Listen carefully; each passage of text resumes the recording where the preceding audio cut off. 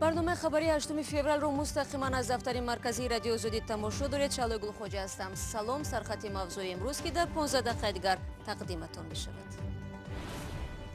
از 25 به 7 دادگاه مهلت جزای سعید قیومиддини غозӣ را کم کرد. این روحانی معروف توجیک از سال 2017 در بازداشت است و باور دارد که پررا آزاد می شود.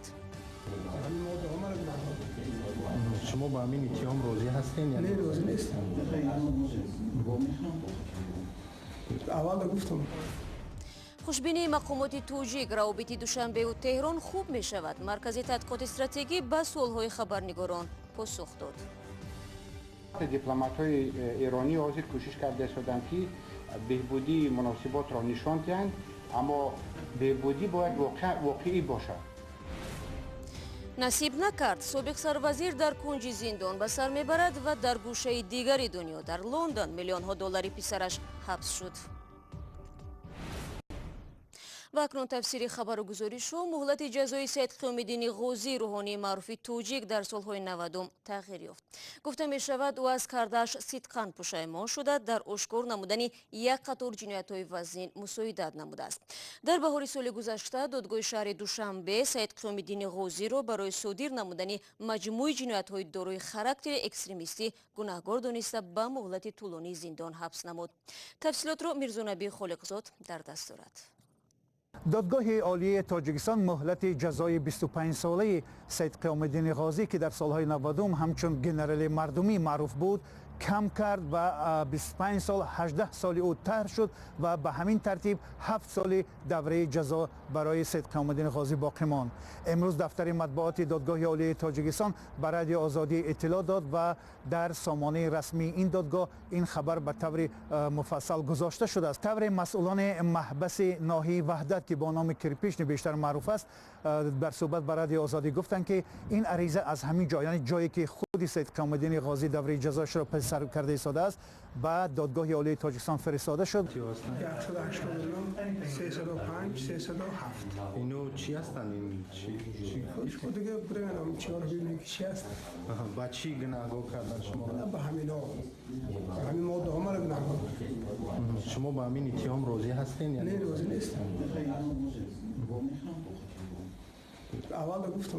همچنین اجازه داده شد که پیوندانی او از او خبر گرفتند و تا روز شنبه، یعنی تا فردا به همسری او اجازه داده شد که با او بماند و ملاقات کند. سید قیامددین غازی یکی از چهره‌های معروف دانسته میشد که در سالهای جنگ شهروندی تاجیکستان از چهره‌های نمایان بود و در سال 1997 پس از امضای سازشنامه صلح تاجیکان در کمیسیون آشتی ملی فعالیت داشت و در بخش مهاجرت کار میکرد. طوری ما در نوارها میبینیم سید قیامددین غازی در راه برگرداندن شهروندان تاجیکستان از افغانستان و تاجیکستان سهم مهمی داشته است که اون با اردن شرف از طرف حکومت تاجیکستان مشرف گردانیده شده است. سید قیامددین غازی در سال گذشته در هنگام سفرش به سن پترزبورگ از طرف مقامات روسیه بازداشت شد و به تاجیکستان استرداد شد و در سال گذشته به او 25 سال حکم یعنی داده شد از طرف دادگاه شهر دوشنبه که بر اساس 3 ماده، یعنی که برانگیختن نزاع ملی، خیانت به وطن محکوم شد. و در این دوره که وی در محبس بود نزدیکان او بارها از طریق رسانه ها به حکومت تاجیکستان از جمله به پرزیدنت تاجیکستان مراجعت نمودند که در نسبت اون تجدید نظر کرده شد و اون آزاد کرده شود. حالا نزدیکان سید قیامددین غازی در صحبت برای آزادی میگن که امیدوار هستند که این 7 سالی او هم طرح کرده شد و هر چیز زودی به آزادی برد، زیرا سلامتی او گویا که چندان خوب نیست. Мирзонаби Холиқзод гузориш медод. Чуну чарои ин мавзӯъ ва ҳамин гуна суҳбати ҳамкори мо бо Саид Қиёмиддини Ғозиро ки чанди пеш дар зиндон сабт шудааст дар озодӣ видеои ютуб пайдо кунед. раҳбарияти нави маркази тадқиқоти стратегии Тоҷикистон мутмаинанд ки имсол равобити Душанбе ва Теҳрон беҳбуд меёбад. нишасти хабарии ниҳоди мазкур имрӯз дар Душанбе дар ҳоле баргузор шуд ки 3 рӯз қабл раиси он Худойберди Холиқназаров ҳамроҳ бо муовини аввалаш Сайфулло Сафаров ба нафақа фиристода шуданд. аммо ин ду мақоми собиқ низ дар нишаст ширкат доштанд.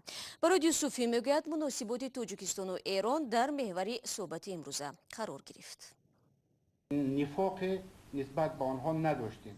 барои эҳёи дубораи равобити хуб миёни Тоҷикистон ва Эрон бояд иқдоми навбатӣ аз сӯи мақомоти Эрон гирифта шавад. ин таъкиди худойберди холиқназар, раиси ҳамакнун собиқи маркази тадқиқоти стратегӣ назди раиси ҷумҳури Тоҷикистон дар нишасти хабарии ин ниҳод аст. нишасти хабарии маркази тадқиқоти стратегӣ бо ширкати ҳайати раҳбарии нав ва ҳам собиқ баргузор шуд ва посухҳо низ ба суолҳои хабарнигорон аз сӯи раҳбарияти наву собиқ дода шуд. ва албатта дипломатҳои эронӣ ҳозир кӯшиш карда истоданд ки беҳбудии муносиботро нишон диҳанд, аммо беҳбудӣ бояд воқеӣ бошад ва ин беҳбудӣ албатта дар имтиҳон аст ва мо итминони комил пайдо карда истодем. Бибинед, яъне беҳбудӣ дар чи аст? Беҳбудӣ пеш аз ҳама дар сармоягузорӣ аст. мутаассифона ҷумҳурии исломии Эрон баъд аз ин солҳои 16 ягон масалан маблағ ба ҷумҳурии Тоҷикистон сармоягузорӣ накардааст ва худашро канор гирифтааст. аммо раҳбарияти тозатаини маркази тадқиқоти стратегӣ мутмаинанд ки соли нави 2019 соли беҳбуди равобити сардшудаи Тоҷикистон бо ҷумҳурии исломии Эрон хоҳад шуд. эҳтимоле вуҷуд дорад ки дар имсол сафирони нави кишварҳо таъин карда шаванд. ин аз он далолат мекунад ки соли 2019 соли муносибатҳои хуб миёни Эрон ва Тоҷикистон хоҳад шуд. соли гузашта мулоқоти вазири корҳои хориҷии Эрон Муҳаммад Зариф Ҷаводӣ бо президенти Тоҷикистон дар шаҳри Душанбе баргузор шуд. аммо ба дунболи ин ҳам токунун нармише дар равобити Душанбеву Теҳрон эҳсос намешавад. ҳамчунон раҳбарияти собиқи маркази тадқиқоти стратегӣ назди раиси ҷумҳури Тоҷикистон дар ин нишаст дар мавриди интиқоли ҷангиёни гурӯҳи давлати исломӣ ба наздикиҳои марзи Тоҷикистон нигаронӣ карданд. ба қавли онҳо дар наздикиҳои марзи Тоҷикистон дар қаламрави Афғонистон афзоиши шумораи ҷангиёни давлати исломӣ ба мушоҳида мерасад ки вуҷуди таҳдидҳо ба амнияти Тоҷикистонро рад намекунад. мутаассифона он суҳбатҳое ки дар мавриди таҷаммӯи яъне нирӯҳои хориҷии ифротӣ дар шимоли Афғонистон вай ҷон дорад. дар дохили доиш теъдоди зиёди афроде ки дар Сурия ва Ироқ буданд ки баргашта истоданд ва яъне беҳуда нест ки ҳарфҳои гуногун ки як зумра аз онҳо яъне бо ҳеликоптерҳо ё ин ки ба истилоҳ чархболҳои хориҷии номаълум ба қисмати шимолӣ яъне интиқол дода мешаванд ва ин нишасти хабарии солонаи маркази тадқиқоти стратегӣ дар ҳоле баргузор мешавад ки 3 рӯзи пеш раҳбар ва муовинони раиси ин марказ бо фармонҳои раиси ҷумҳур Эмомалӣ Раҳмон иваз карда шуд. ба ҷои худойберди холиқназар Диловар Қодирзода доктори улуми иқтисод ва муовинаш Парвиз Муҳаммадзода таъин шуданд. Сайфулло Сафаров муовини аввали собиқ ба нафақа гусел карда шуд ва Фарида Муъминова низ аз вазифаи муовинии ин марказ озод шуда ҳоло ҷои кори минбаъдааш мушаххас нест. барои Юсуфӣ, Озодӣ, Душанбе. шумо барномаи хабарии радиои Озодиро тамошо доред. падар дар кунҷи зиндон, писар дар айшу ишрат. аммо зоҳиран давраи ба истилоҳ тиллоии писари собиқ сарвазири Молдова ба поён мерасад. зеро садҳо миллион доллари ӯро дар Британия ҳабс карданд. ҳарчанд тақдири ин маблағҳо то ба ҳол маълум нест, вале ба назар мерасад ки Лука Филати 22 сола ҳаёти воқеии донишҷӯиро хоҳад чашид. Мумин Аҳмадӣ дар ин бора гузориш медиҳад. дар пай таҳқиқоти агентии миллии тафтиши ҷиноятҳои Британия додгоҳи ин кишвар эълон кард ки 650 миллион доллари Лука Филат писари собиқ сарвазири Молдова Владимир Филат ҳабс шавад. рӯзи 7 феврал агентии миллии тафтиши ҷиноятҳои Британия изҳороте пахш намуда таъкид кард Лука Филат аз ҳисоби пуле ки падараш бо роҳҳои ғайриқонунӣ ба даст овардааст ба маблағи 500 000 доллар як манзилеро дар қисмати ғарбии Лондон иҷора гирифтааст. Владимир Филат дар соли 2016 ба муддати 9 сол аз озодӣ маҳрум шуд, зеро дар давраи сарвазирии ӯ дар байни солҳои 2009-2013 1 миллиард доллари бонкҳои Молдова беном нишон шуд. ин ҳодиса эътимоди мардум ба ҳукуматро поин бурд. мардуми ин ҷумҳурии қашшоқи собиқ шӯравӣ ки моҳона муодили 300 доллар ба даст меоранд ва дар ҳолатҳои зиёд ба мардикорӣ дар хориҷа маҷбур мешаванд, аз ғайб задани тахминан 10% маҷмӯи маҳсулоти нохолиси миллӣ ба ғазаб омаданд. ҳазорҳо нафар пайваста бо тақозои барканории ҳукумат ва муҷозоти сарвазир филат дар маркази шаҳри Кишинёв пойтахти Молдова мешуданд. Чандин ҳукумат ва раҳбарони кишвар аз курсиҳояшон маҳрум шуданд. Лука филати 22 сола соли 2016 барои таҳсил ба Британия омадааст. ӯ маблағи зиёдеро барои харидории амволи гаронбаҳо аз ҷумла барои як мошини Бентли баробар ба $259,000 масраф карда мавриди назари ниҳодҳои таҳқиқотӣ қарор гирифт. агентии миллии тафтиши ҷиноятҳои Британия мегӯяд Лука филат даромади расмӣ надорад ва пуле ки ба ҳисобҳояш омадааст аз номи ширкатҳое дар Туркия ва ҷазираҳои Кайман фиристода шудааст.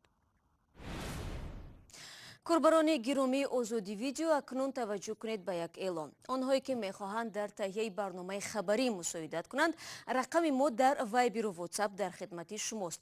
танҳо ҳаминро хотиррасон мекунам ки рақами мазкур барои суҳбати телефонӣ нест, балки хабар ва аксу наворҳои шуморо қабул мекунад. агар шумо ин гуна мавод доред, бо рақами плюс 420 724 05 66 81 бифиристед. мо барои гирифтани ҷузъиёт бо шумо тамос мегирем. дар воқеъ гузорише ки ҳоло пешниҳоди шумо мешавад бар асоси дархост ва навори фиристодаи яке аз бинандаҳои мо таҳия гардидааст. сокинони деҳоте дар ноҳияи Хӯросон чанде аст аз ҳуҷуми як нав ҳашароти барои онҳо номаълум ба ташвиш афтодаанд. онҳо мегӯянд аз ин пеш шоҳиди чунин ба истилоҳ меҳмони нохонда нашуда буданд ва намедонанд ки то куҷо ин ҳашарот метавонад барояшон зараровар бошад. орзуи Карим ба деҳаи ҳаёти нав рафта буд. در او بچی بولک یا بچم بولک پایونده خانه ما میریم خو میریم بو سر یک هفته باز قربانگل ساکن دهه حیات نو خراسان در منزل خود شب را سحر نمی کند. ترس او از نوع از حشرات است که در خانه او پیدا شدند. کرمان همیشه هاود پیدا میشن نمی سویت در میگیرونیم ای شام سو ای زمین تداتن دیوال برونده میگیره رشنای سویت درست شدن میگیرین همین اینه. مردم بومی این حشرات را چیلپو مینامند. گاه آن را مشاهده میکردند. این بار با این بسیاری یک باره به خانه ریختنشان آنها را به تشویش آورده است. تکسری ها دو گذشته بودن این اینجا در آمدن در تکسری ها چسبیدن بن خانه رفتیم اخی. مقامات آمده به خانه ساکنان برای محو چیلپو زهر پاشیدند اما فایده نکرده است. دورو زدن دورو زدن و نکی میزنن یا میپیچن بو هوی میشه بو نیست یا بو میشه میره.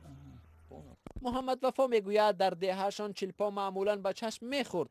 بار اول شماره زیادی آنها را دیده است که به خانه ها میدرآیند. من میگم ایم نمناکیه یا اینکه یک آفت بارین عجیب ما هم دیدم حیران شدم. چیلپو از نوع حشرات است که زهرش مرگاور نیست.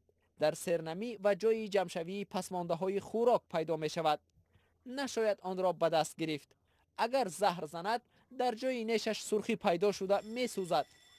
با بخطر بودن این حشرات نورافشان باور نمی کند و قرار است تا نیست شدن آن فرزندانش را به خانه‌اش نآورد. خیلی حشرات زلالرسون یا گوشت می‌داره یا بینده دهان می‌داره با مایدی بتای خزد چی میکنه گفته گرفتیم همون خودمون اگه یا شاید درو موشن خورافتم یا شاید خونه کم خورافتم یا شاید گفتش که میدان داخل.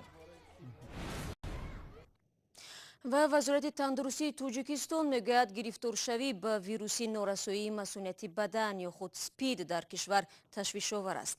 масъулини вазорати тандурустӣ рӯзи 8 феврал зимни нишасти хабарӣ гуфтанд соли гузашта дар Тоҷикистон 1422 ҳолати нави сирояти вируси норасоии масъулияти бадан ошкор карда шудааст. ба ин тартиб ҳар рӯз дар Тоҷикистон то 4 нафар ба вируси норасоии масъулияти бадан ё спид гирифтор мешуданд. насиб олимзода вазири тандурустӣ аз чунин вазъ нигаронӣ карда онро мояи ташвиш хонд. вазир гуфт барои пешгирӣ аз ин вазъ соли гузашта ҷазо барои табибон ва кормандони сартарошхона ва кошонаҳои ҳусн сахттар карда шудааст. با عرض سپاس از آن که در این 15 دقیقه ما را تماشا کردید. برنامه امروز را پایان میبریم. نوارهای جالب و گزارش‌های روز را در آزادی ویدیو کانال ما در یوتیوب تماشا کنید. چون معمول ما فردا برنامه خبری نداریم ولی صبح بر وقت نوید بامدادی تقدیمتون میگردد که فراگیری خبرهای تازه روز است. تا ملاقات بعدی خدا نگهدار.